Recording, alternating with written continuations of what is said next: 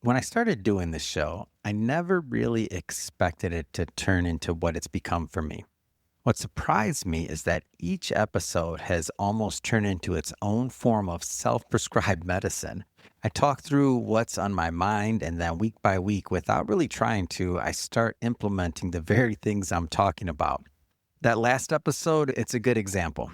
I talk about gaining efficiency through things like AI, but then being intentional about how you reinvest that time. And not just into more productivity, but into things that actually create value. And this episode, without me even planning it that way, became a continuation of that thought. Let me explain.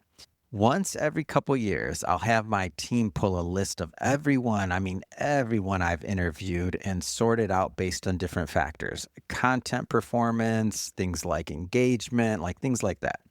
And then we'll invite certain people back on the show. Pretty simple. This year, for whatever reason, I decided to do it myself. Now, we have CRMs and everything tagged and categorized, and this could have been done really efficiently, just push the button, but I felt close enough to the content that I wanted to slow down and just try something different, try something a little new. So I asked my team for the original data, the raw spreadsheets from some of these were from years ago. And it was exactly what you'd expect a long Google sheet, names, emails, companies, PR contacts. I'm talking thousands of entries, at least 7 or 8 hours work for going through each line item one by one. And as I was doing this, yes, I was doing this, and it was on the weekend. And I'm like, I really want to take my time and enjoy this because I was reviewing really my history. All of those interviews, the time spent. It's interesting, like thousands, literally thousands of hours of my life were represented on that spreadsheet and time that had been spent with those individuals as I was interviewing them and we were creating content together. And as I'm going through that process, something unexpected happened.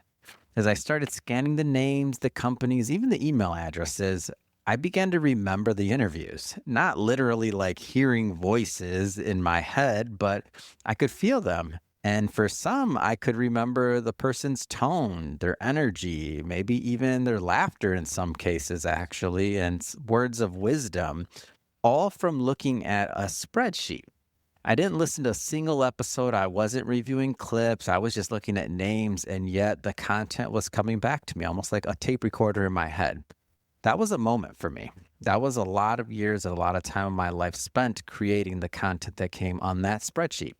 I don't know if I'd call it mastery. There's always higher levels, but I was surprised by the depth of connection that I still had to the conversation. Some of them that, again, it happened years ago. It helped me to make better decisions on by slowing down. By slowing down and going through the data myself, I believe it helped me make better decisions about who to invite back, not just based on metrics, but based on something a little bit more intuitive. And it made me start to go down this path of thinking about creativity and show output and what we're actually creating. A lot of people, especially people in business, they've been told at some point that they're not creative. Maybe it's because they're an accountant, I don't know, or a financial advisor, or they work in a field that traditionally wasn't labeled as quote unquote creative. I don't really accept that. I was a financial advisor. That wasn't considered a creative profession when I started. But now, with digital media, content creation, and new ways to express ideas, creativity looks very different.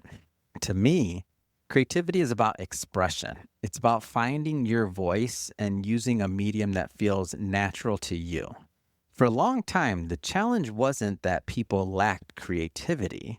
It was that they didn't have access to the right medium. Maybe you had ideas, but you couldn't draw them or paint them or turn them into music, or maybe you never cultivated that skill. Now the barriers are lower.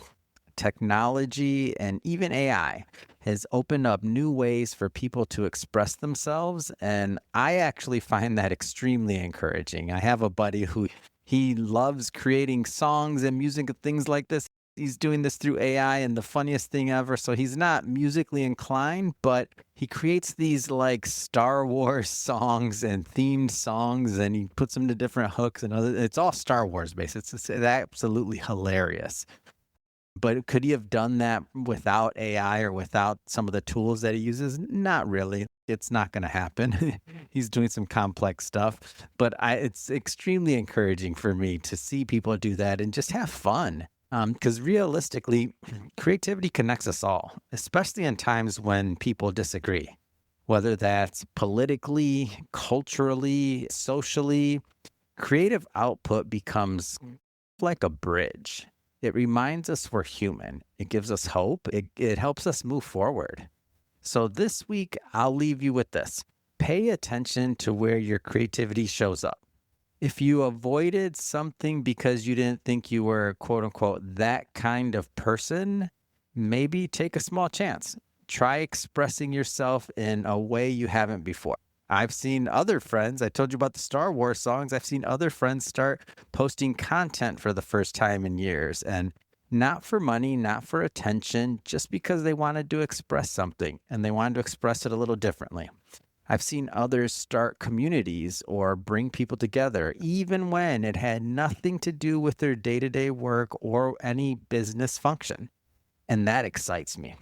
Push yourself a little. Step outside your comfort zone creatively and see what happens. If you like it, maybe lean into it, maybe dedicate some more time to it. If you don't, at least you tried. Sometimes that's where the real value is.